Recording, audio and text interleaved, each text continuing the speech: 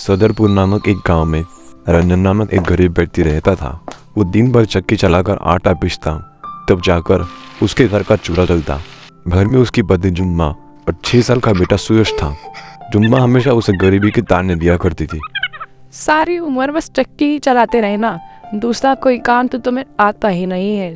पति जब सारा दिन काम करके थक हार कर घर आता है तो उसे चाय पानी पूछता है, ना कि बस चीख चीख और ताने। हाँ, बात तो ऐसे कर रहे हो जैसे कहीं के टाटा बिरला खानदान के हो। 4 दिन से चावल खाने का मन है, लेकिन पति चक्की वाला क्या मिला, चावल ही खाना बंद हो गया। पापा ये लो पानी, आप थक गए होंगे। शाबाश बिटवा, सीखो कुछ अपने बेटे से। रंजन के घर ये रोज का काम था। उसकी पत्नी गरीबी के लिए हमेशा उसे सुनाती रहती। एक दिन रंजन बड़ी मेहनत से गेहूं पीस रहा होता है, तभी अचानक एक तेज बवंडर आता है और सारा सामान तहस नहस कर वहां से चला जाता है। अरे अरे ओ बवंडर, सत्यानाश हो तेरा, सत्यानाश हो तेरा। अब तूने क्या कर दिया? रुक रुक, अभी दिखाता हूँ तुझे, रुक। रंजन उस बवंडर के पीछे पीछे दौड़ने लगा। कुछ देर बाद वो बवंडर एक जंगल पर आकर रुक गया। अरे ओ नाश पिटे बवंडर, यार तूने क्या कर दिया? मुझ गरीब का नुकसान करके तुझे कहाँ मिला? क्यों मुझे परेशान कर रहे हो? तभी उस बवंडर में से एक आदमी का चेहरा नजर आता है। अय्या, मेरी वजह से तुम्हारा जो नुकसान हुआ मैं उसे ठीक तो नहीं कर सकता, लेकिन मेरे पास तुम्हें देने के लिए कुछ है। तभी उस बवंडर से एक जादू टिफिन बाहर निकला। अरे अरे, ई का है? आइए देखो, यह कोई साधारण नहीं बल्कि जादुई।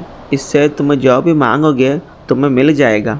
ये तुम्हारी सभी मांगे पूरी करेगा, लेकिन इसके पहले तुम्हें एक मंत्र बोलना होगा।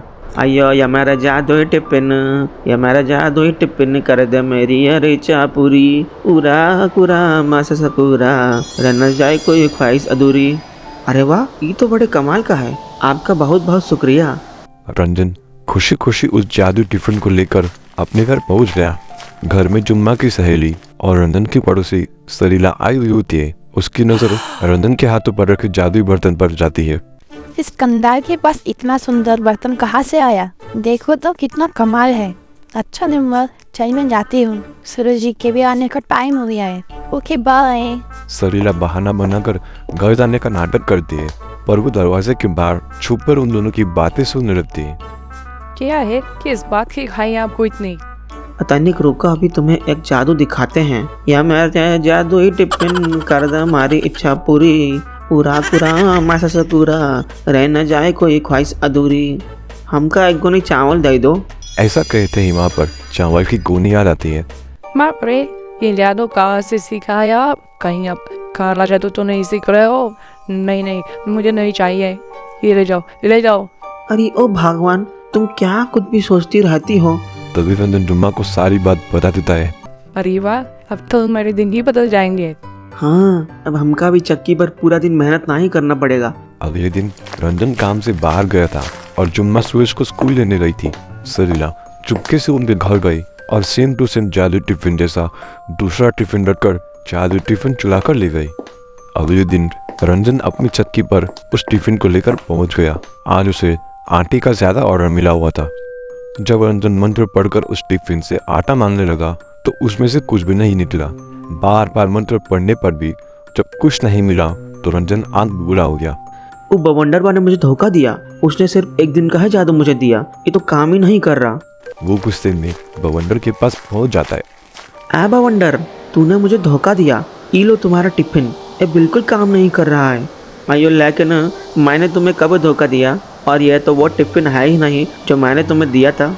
अच्छा, तो मैं का झूठ बोल रहा हूँ। सुबह से मंत्र पढ़ रहा हूँ, कोनो आटा आता ही नहीं है इसमें से। तभी उस बवंडर ने अपने जादू से एक बड़ा टिफिन निकालकर रंजन को दे दिया।